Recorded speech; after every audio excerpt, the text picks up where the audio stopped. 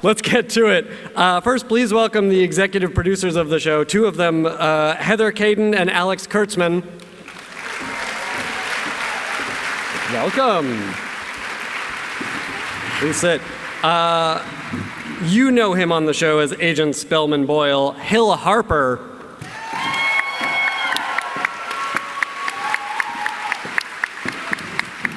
He starred in this program as Brian Finch. Jake McDorman. Yeah.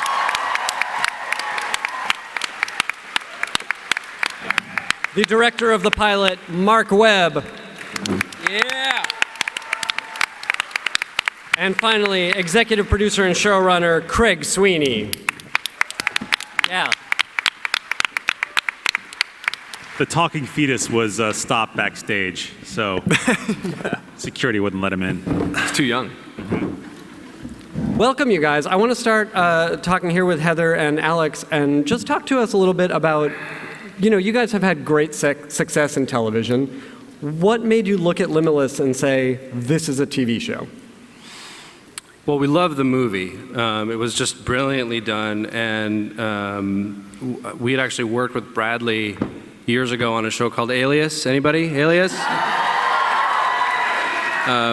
And since then, I think he's had some success. He's done okay. We love the movie, and what seemed so great about the movie was that it held the promise of all these stories to come. You found yourself saying, what happened to Eddie Mora? And when you look at this very strange drug, you kind of go, wow, you really could be anybody on this drug. Seems like a great place for, there's a lot more stories to tell, so why not do a television show? And it seems that our friends at Relativity really wanted to, and so we all started talking about it, and the brilliant Craig Sweeny came along and cracked it, and we were off to the races. Yeah. And what's amazing is how Craig adapted it and kept the world of Limitless in the movie intact. So Eddie Mora still exists, and this is a tale of someone else on Limitless and on NZT, and that was just a really great way in. Yeah, let's talk about that for a minute, Craig.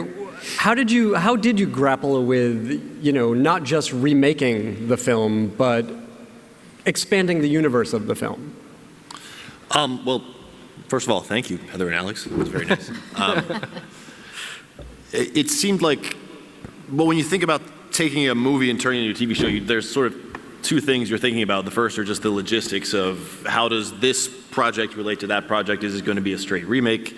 Are you going to recast the role of Eddie Mora and see him become president? All stuff that didn't feel like it naturally came out of the movie. But the great thing about the MacGuffin of Limitless is that it's kind of infinitely portable because he's not been bitten by one special radioactive spider. It's a pill that anybody could take. And so, oh my gosh, I forgot. Hey, That's awkward. nothing wrong with being bitten by a radioactive spider. Sure. Yeah, somebody should make that movie. So, it seemed like you could just accept the universe of the movie, but kind of tell your own story and spin off from it a little bit in tone, but also keep what was great about the movie. So the other thing you're thinking about in addition to plot mechanics is just the sort of spirit of the project, and there was a lot that I responded to in that. It's kind of... it's so visually dynamic, which seemed like it would be fun to bring to TV, and it's also it's sort of mischievous, and in a way that I thought would be fun to apply to the format of a TV show. So it was really the spirit that I was more concerned with than the exact tie-in to the movie. Yeah, can you talk as well about discovering this Brian Finch character and how he is like or unlike the movie lead Bradley's character? Yeah, absolutely. I mean, that was one of the things that I really related to in the movie was where you found Bradley Cooper. Just because I lived through a period in my late 20s where I felt like I kind of missed the bus in the same way that his character had. So I mean, that was really I think the sort of emotionally what hooked me into the project, and that seemed to be the essence of what the movie was, like a guy who has missed the bus and gets another chance. And so I sort of kept that, changed what he's up to a little bit, and frankly, wrote from a lot from my own life. I had that temp job, filing stuff in the HR files. It didn't end nearly the same way. And Jake, let's talk about how you got involved. You also, like these guys, had an existing relationship with Bradley Cooper. Yeah, we had shot American Sniper together, which was just a great experience. That was a really cool thing to work on with Bradley because, I think he was really excited to work with Clint. So I got to geek out working with Bradley, watching Bradley geek out. It was like this weird meta kind of thing going on. Right. But I thought that was definitely its own experience. I didn't expect, really anything beyond all the great things that became of American Sniper for it to necessarily lead to anything else. And then finally, I think I got the script.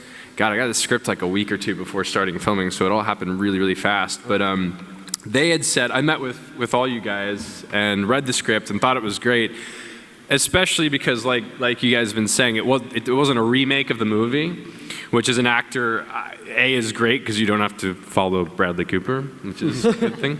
But it also just expands the idea of what the movie was. So that was really cool. So once I sat down and got involved, they were like, here's the story, and it was such a fleshed out, really cool story. And as an actor, you kind of get to play two characters in the pilot. You play Brian before NZT, and then Brian after NZT and on NZT. So that was obviously really kind of intriguing and exciting. And there's a huge wish fulfillment part of Limitless. Like that's what we keep talking about is like the joy that comes with all of a sudden automatically being the best at everything you apply yourself to. That's really fun to play. Like that scene, which I don't know if you guys noticed, Craig played the hot dog vendor in the pilot. Of course you noticed. Right. Yeah. But that montage is so great because he's playing guitar better than he ever has before. He's giving business advice to a random person. I think we talked about eventually also seeing like Cecil's hot dog. Sorry, random person? Oh, I'm so sorry. Yeah. The most special person in Manhattan. Yeah, thank you. But all that stuff was really, really, really cool. And having a relationship, built-in relationship somewhat with Bradley really made it just that much more comfortable. Obviously it was a real vote of confidence, and just the fact that, not only were there so many awesome people and awesome elements of the script to start with, but then the fact that it had, kind of Bradley's support was just even more exciting. Do you relate more to Smart Brian or Dumb Brian? Man. Moving on. Smart Brian would have answered a lot faster. There you go. Marc Webb, this pilot has a real bounce and fun of a superhero movie. Of course, we know you from the Amazing Spider-Man films. And, right, we're fans. Yeah. I'm sorry, is this the wrong crowd for the Amazing Spider-Man? Thank you. And Brian is a kind of superhero, but he's a kind of superhero that we have to live with. How is he the same and different from that kind of superhero that you've worked on? He's an intellectual superhero, isn't he? I mean, he develops, whereas a lot of the superheroes we know have a physical ability that just transcends anybody on Earth. He has an intellectual ability. I think it's a really interesting thing to explore. And the fun of it was trying to find the cinematic version of that. Like, how do you express that visually? How do you get inside of his head? And I think that's what the movie did, and that was what was really fun to do here. But the other thing, what was really ultimately appealing, which is appealing in any kind of work that I do, is to find the emotional undercurrents and like how are these people human? What makes them? Because often an extreme characteristics helps them put them into situations that are extreme, and that makes you feel things more deeply. I like to see my characters torn apart, you know what I mean, and experience the spectrum of emotions, whether it's joy or terror or sadness or happiness. I mean, you want the more boxes you can check emotionally, the more exciting it is for the audience. And I think that this gave. We had a great opportunity and actors that were willing to engage in that. So for me, that's the ultimate fun as a filmmaker to engage in. Yeah, Hill Harper, you play Agent Spellman Boyle, who is like and unlike other characters you have played on television. We of course know you from like CSI and things like that.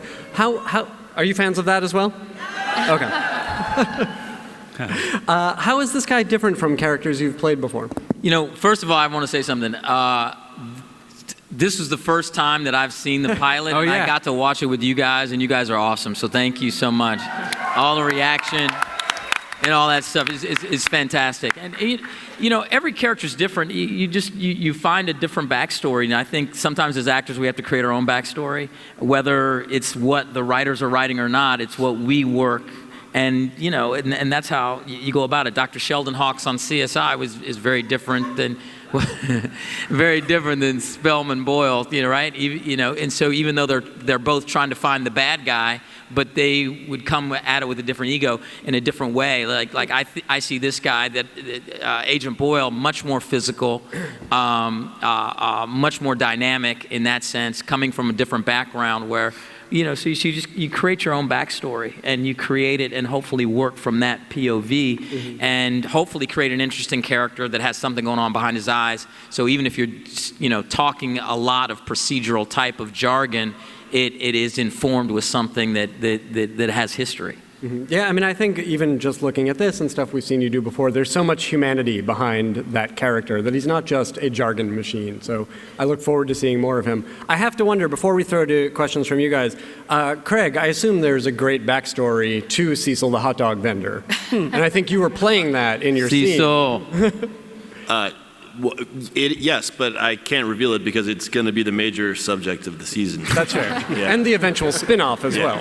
So no spoilers. All right, let's get to your questions. Where are these microphones? Do we have questions from you guys? Yes? What is your name? Quinn, Quinn, what is your question? I was wondering if Jake felt smarter after filming on the set. Yeah, sure, man. A lot smarter, a lot more life experience. At least I learned how to imitate smartness better than when I started. Thank you. Next question. What is your name, young lady? I'm Kaylee Sue, and I was wondering if this drug existed and any of you could take it, would you? And what would you do first? Oh, that's a good question. You know what? You gave the most eloquent answer about like solving all the world's problems, right? I would absolutely take the drug. Right no after doubt. I had said like, oh, I'd learn every language in the world. You're like, I'd like to save the world. I think that if you took the drug, the number one thing I would do is I would want to learn an extremely efficient process of desalinization, because we could end world hunger if we could figure out a way to desalinize the water. And you could take all these arid deserts and actually have fertile ground of growing food. And so that would be amazing, and it would be a double benefit since we've really messed up our environment by melting all these ice caps. The sea's going to rise anyway, so we might as well desalinize, use the water for other reasons. So that's what I would do if I was the smartest person in the world. Hard to follow. Good answer. Choga party. Fair. Absolutely fair. Yes, what is your name? Hi, my name is Ariel. I was wondering, I know obviously the premise of the show was based on the movie, but for the future development of the show, I work in clinical neuroscience, and I was wondering if there's actually any scientific research that y'all are basing the story off of. What, if any, research did you all do for the show? You watched the movie, right? First of all. Yes. Okay. Well, I don't think, the science at the very heart of the show is genre science and thus fictional. But we sat down with a neuroimaging guy when we got the whole writing staff together, and that was very fascinating and has really informed what we've done as a staff. And then heading into writing the pilot scripts, I actually minored in biology in college and took some neuroscience courses, and so I was drawing on stuff that I knew then and refreshing some of it because I don't have NZT, so I had to look it up again. But there was, considering that the element at the heart is always going to be a buy-in and a genre thing, we tried to surround that as best we could with true facts about the brain. Good answer. Next question. What is your name? Hi, I'm Gabe. I was wondering, how do you plan to differentiate yourselves from other crime dramas with super smart people? That's it. I think there's a few things. I mean, I think there is a playfulness that's at work here, which I think is really fun to mess around with. Also, the visual components of this show, I think, are really muscular. And I think that, like, the topics for the crimes and the events that occur within this world, I think, are really on the vanguard of science and really incredibly fascinating from what I've heard so far. Well, and also I'd say, it's something that Brian, when he has this pill NZT, has an advantage over other people, but it's a drug that other people can get their hands on. And so some of his biggest allies and probably biggest adversaries could also be taking this drug. It could be a global thing. We don't know how many people have this pill. And, as the FBI doesn't necessarily weaponize it, but uses it to their advantage, like who else out there coming from different backgrounds with different levels of expertise could also take it to challenge him as kind of a hero or aid him in the future. And I think the number one thing is that he's not super smart all the time. He's not on the pill. They give him one pill per day, which covers a certain portion of his day. And so it's very important for us to stay in touch with who Brian is off the pill. He doesn't become a super genius all the time because he has access to NZT. It's on and off. And so we have to know him as well in both modes, which is something, when I thought about a TV show, it was something I'd never seen before and found appealing. Yeah. Next question, what is your name? Hi, my name is Star. What's your question? My question is, I was really intrigued by the visuals on the show, how you chose you to represent how Brian thinks, and I noticed all of the like this oversaturated colors that were very similar to the movie. So I guess I was just wondering, like, how did you guys decide how to represent how he thinks while on NZT? Like, it seemed all very like Sherlockian and yeah. Well, on a technical level, the world off of NZT, it's tricky. In the movie, there's one point of view, right? There was Eddie Moore's point of view, and so you saw the world only through his eyes. This was a little bit more complicated because you're in Brian's point of view, but also Rebecca's occasionally, so you have to be very careful about how you parse out the visual language. But on a basic level, the cameras were handheld when he was off NZT, and when they were on NZT, we put it on a tripod or a dolly, and we moved the eye lines in so he was looking, closer to the lens most of the time. And if you guys who's seen Silence of the Lambs? Everybody, great movie. If you watch that movie, there's a lot of little really interesting visual cues that are very powerful, but really subtle. Like if you put the camera in front of the actors, and we're doing coverage, it's a little bit difficult for the actors because they can't always interact directly with the other actors, but it's a very powerful device to create a sense of intimacy, danger, but also intensity. And so there's that, and then there's, we use different coloring, obviously, to further enhance that feeling to convey what's going on inside his head to the audience. They also, do you remember the wardrobe? There was a trick in the wardrobe where when Brian was off NZT, the outfit would be like 2 sizes too big. So like an extra large T-shirt, pants that are too big that are held together to belt, just for a really subtle visual cue if he's a little bit disheveled. And then when he's on NZT, you'd switch into the same outfit but a lot tighter clothes. That was Daniel. Yeah. Wait a minute, are you guys not fans of the dumb guy sweater that he wore? There's a whole story with that sweater. Oh yeah, what's the story of the sweater? The sweater. It gets its co-star status. Yeah. That's awesome, man. I love that sweater. Yeah, it's great. It's like the dude sweater. Another question? We have time for one more question. Was that the question? Not a good one. What is your name? I'm Maureen.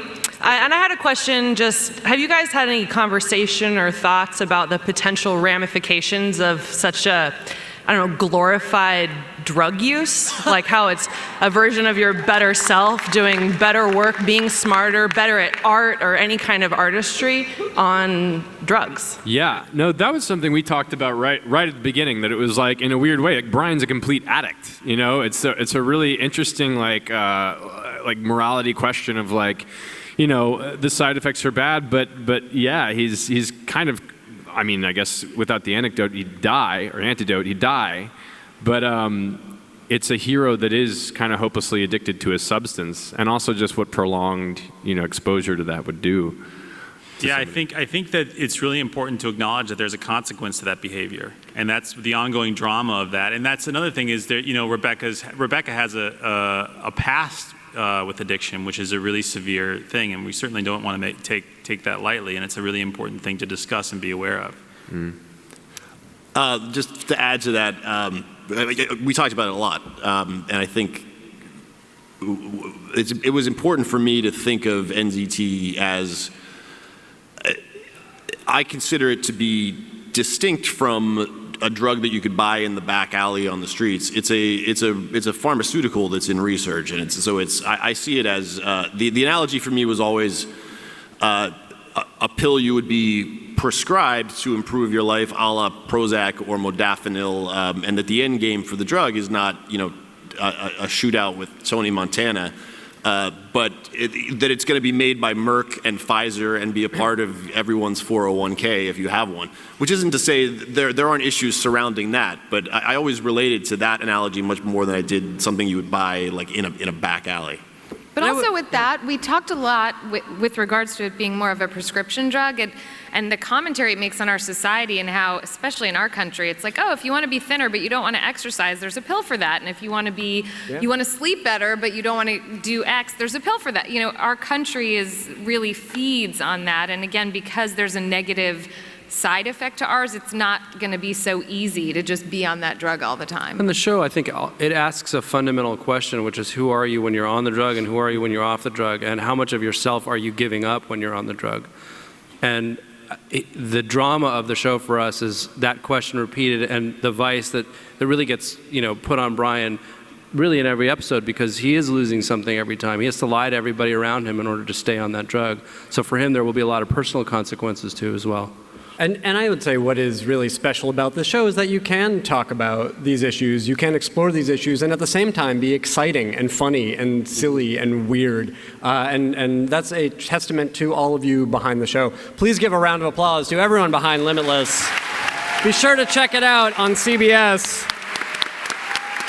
And as I said, go to the Facebook page, Limitless CBS, like that page. If they get 10,000 new likes, they're going to put up some exclusive content that's really cool. So go do that. Thank you guys again.